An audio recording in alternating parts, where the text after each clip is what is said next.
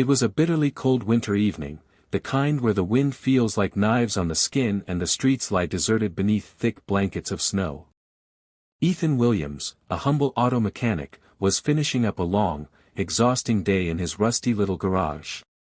The clang of tools, the grease on his hands, and the smell of engine oil were all part of his daily grind. Eastbrook was a small, quiet town where everyone knew each other. Most people worked hard to make ends meet, just like Ethan. He didn't have much. His workshop was old, barely functioning, and life was a constant struggle. But Ethan was proud of what he did. He fixed things. He helped people in his own simple way. Just as he was about to close up for the night, he heard something, a faint sound, like someone crying. Curious and concerned, he stepped outside.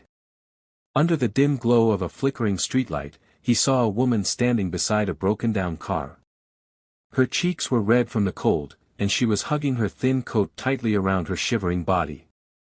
Ethan's heart ached. He didn't know her, but the desperation in her eyes was unmistakable. He quickly grabbed his jacket and walked toward her.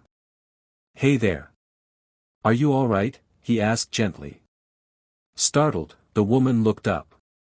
Her voice trembled as she spoke. "My car died. I don't know what to do. Come inside.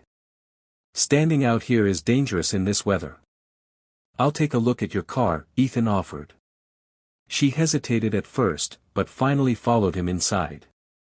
Ethan handed her an old blanket he kept for customers. She sat down, slowly warming up. "What's your name?" Ethan asked. "Claire."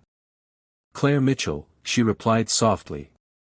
"And where were you heading on a night like this?" he asked. Claire looked away for a moment.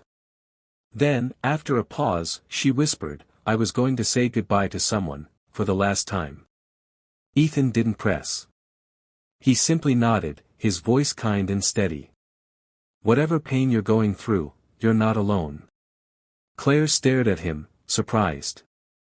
"You don't even know me. Why are you helping?" Ethan smiled. "Sometimes, you don't need to know someone to show them kindness. Humanity should always come first." He fixed her car, free of charge. As she got ready to leave, she handed him a small card. "This is just a token of thanks, from a very grateful heart." After she drove away, Ethan opened the card. It read, "To the man who brought light to my darkest night, I'll never forget your kindness. Claire." She was gone, but her words stayed with him. In the days that followed, something shifted in Ethan.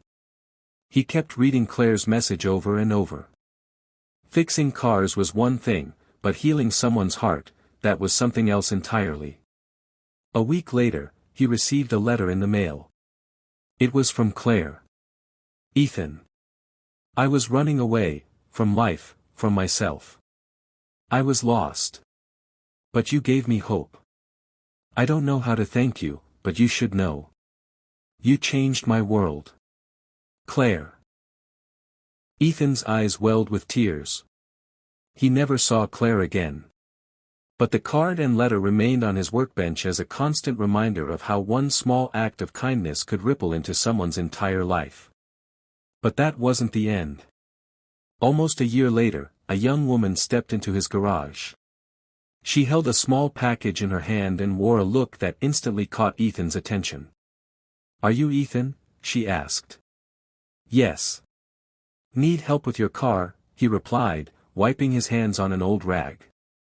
She smiled. "No. I'm Claire Mitchell's daughter." Ethan froze.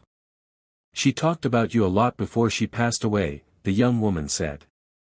"You were the reason she found hope again in her last days. She told me that your kindness made her believe in people again." She handed him the package. "This was her final wish, that I deliver this to you." Ethan slowly opened the package. Inside was a small, shiny key. Attached was a note in Claire's handwriting.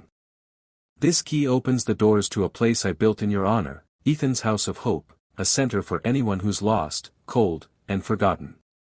A place where your kind of light never stops shining. Ethan couldn't hold back his tears. He had never asked for anything. He was just a poor mechanic with a kind heart.